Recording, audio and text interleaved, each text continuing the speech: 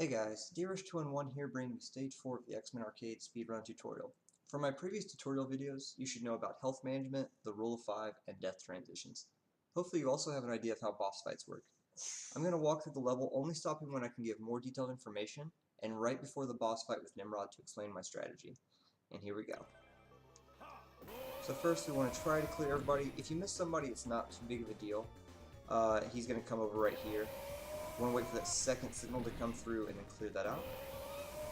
Try to make sure and avoid the dinosaur right there, and you want to stay towards the bottom just to make sure these trolleys don't hit you. So we cleared out. So one thing, I'm going to stop right here.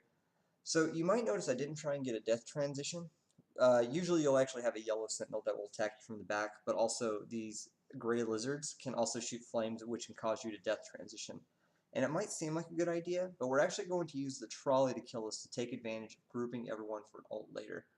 So we would need 2 ults to kill everybody here, or we need to wait to group everyone. The death we get from the trolley coming up doesn't really cost us anything, and it makes things much more consistent. So let's show you right here.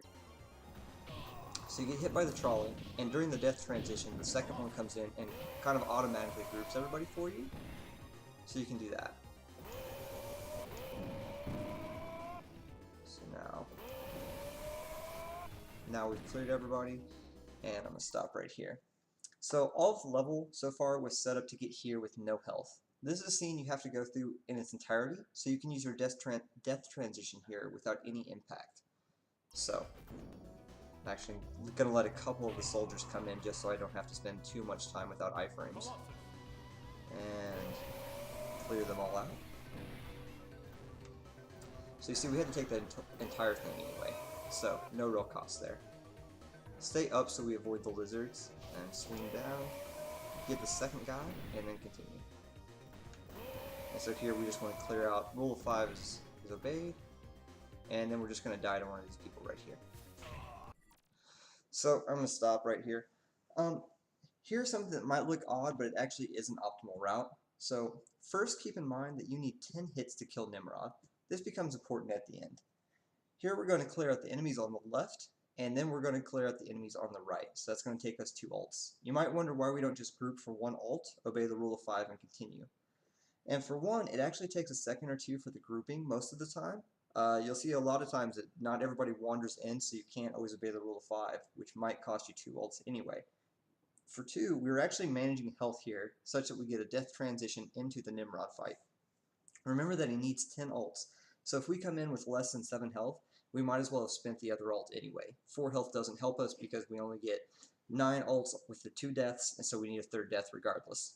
So that's important to notice. And so it's fine if you miss 1, you cannot miss more than that.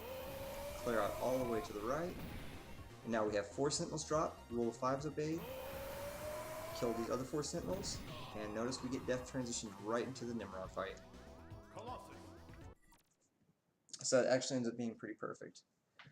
And so this is Nimrod. He's another rinse and repeat fight just like Wendigo. After you come out of the death transition, you'll pull him to the left 4 times, die, move him to the left 4 times, die, and then ult him facing forward, moving him to the right twice. At the end, you actually want to put yourself to the right in the correct position to minimize the cutscene afterwards. I'll show you that here so you understand what's going on. So let's pull him. I actually gave him a little bit too much time there, unfortunately. And luckily we got that punch. Sometimes he will try to throw you. So I'm actually going to do this and pull in there. It's kind of like runner's choice if you like that or not. It does take like a small microsecond, and if you miss, it'll actually cost you some time. So we got our 10, and now we want to be positioned right around here facing this way. You'll see it right now. We're going to go into a cutscene, and he stands right up. So if you're not right there, he'll actually walk across the screen to get to that position and be standing up. So just a few frames saved, possibly a second if you're in really, really bad position, but that's a good place to be at. So that was stage 4, and one of the more technical stages as far as remembering the optimal route. Hopefully you learned a lot, and we'll continue on to stage 5, and hopefully you've enjoyed the tutorial.